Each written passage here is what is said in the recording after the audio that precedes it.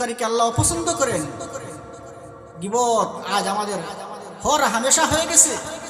এই গিবত দোকানে গেলে গিবত, মসজিদে আসলেও গিবত, মাদ্রাসায় আসলেও গিবত, অনুষ্ঠানে গেলেও গিবত, বিভিন্ন রাজনীতি অনুষ্ঠানে গেলেও গিবত, সব সময় গিবত।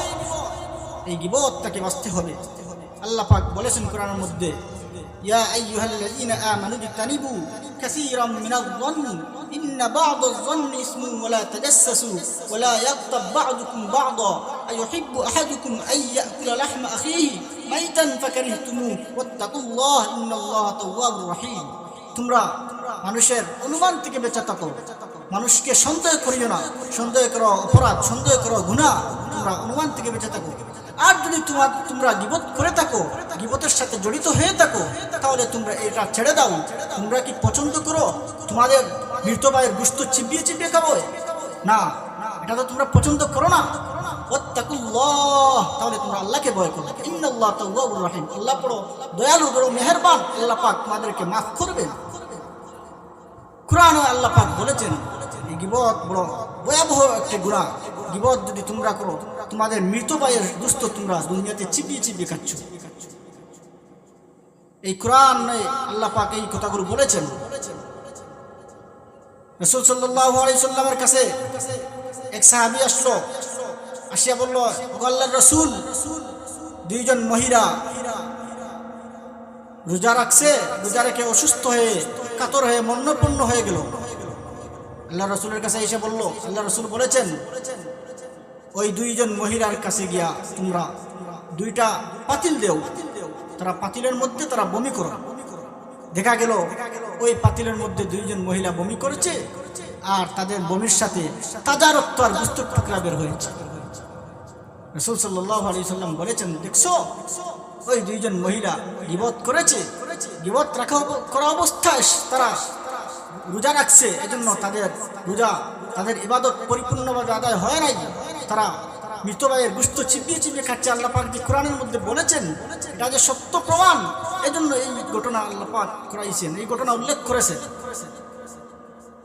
আরো তো মানুষের ইবাদত করলো, তাদের কোনো অবস্থা হয় নাই। আরো সাহাবীরা ইবাদত করছে, তাদের কোনো অসুবিধা হয় নাই। এই দুইজন মহিলার কেন এমন হলো? তারা দুনিয়াতে গিবত করেছে, তারা গিবত করা অবস্থায় তারা রোজা রাখছে। এজন্য এই গিবত একটা মহামারী, খুব একটি বড় গুনাহ। এই গিবত করলে আপনার আমার যে আমলগুলো, এই আমলগুলো অন্যের আমল নামায় চলে যায়। হযরত হাসান বসরি রাহমাতুল্লাহি আলাইহি বলেছেন, কেউ যদি শুনো আমার নামে কেউ গিবত করেছে, আমার আপরকে আমার পিছনে কেউ গিবত করেছে, তাহলে উনি যদি শুনেন, তাহলে ওই গিবতকারীর বাড়িতে ফল ফ্রুট, টাকা পয়সা, হাত দিয়া মিষ্টি মিঠাই নিয়ে ওই গিবতকারীর বাড়িতে চলে যেতে। কেন? এই গিবত সে যে করেছে সে তার অনেক টাকা পয়সা খরচ করে, সে হজ করছে, আমলনামা করেছে, ইবাদত করেছে, দান সদকা করেছে, সে কিন্তু আমার গিবত করে তার আমলনামাগুলো আমার আমলনামায় চলে আসছে। তার মানে আমরা কি বুঝলাম?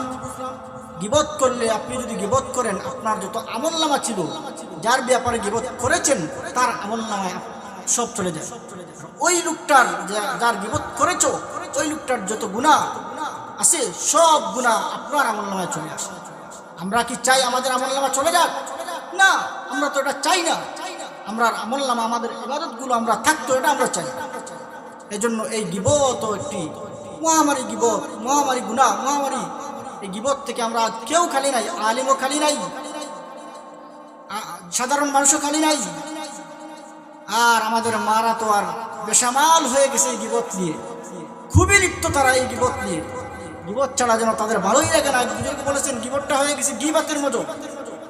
গিবাত খেতে যেমন মজা লাগে, ভালো লাগে, এই গিবত তেমনই হয়ে গেছে। গিবত থেকে আজকে আমরা বাঁচতে হবে। এই গিবতের ভয়াবহতা বড় কষ্ট। এই গিবতের কি ভয়াবহতা, কি শাস্তি! হযরত আনাস রাদিয়াল্লাহু তাআলা আনহু বলেছেন, একদিন হযরত মুহাম্মদ মুস্তাফা সাল্লাল্লাহু আলাইহি সাল্লাম বলেছেন, মেরাজের সময়, যে সময় আমাকে সাত আসমানের দিকে আমাকে নেওয়া হয়, এই সময় আল্লাহ রাসূল সাল্লাল্লাহু আলাইহি সাল্লাম বলেছেন, আমাকে এই সময় এমন এক জায়গা দিয়ে নেওয়া হয়েছে, যে জায়গায় এমন এক জায়গায় আমাকে নেওয়া হয়েছে, এই জায়গাগুলো দেখা যায় কিছু মানুষ তাদের হাতের নখগুলো হচ্ছে তামার মতো শক্তিশালী, তামার মতো নখ। এই নখ দ্বারা তাদের অঙ্গ প্রত্যঙ্গগুলো তারা নিজে নিজে কামড়াচ্ছে, চিবাচ্ছে। আল্লাহ রাসূল সাল্লাল্লাহু আলাইহি সাল্লাম হযরত জিবরাইল আলাইহিস সালামকে বলেছেন, হে জিবরাইল, এরা কারা, এরা কোন মানুষ?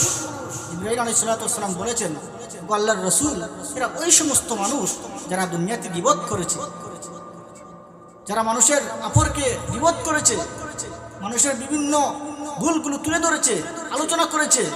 এই জন্যই তাদের এই অবস্থা, তাদের এই কাহিনী।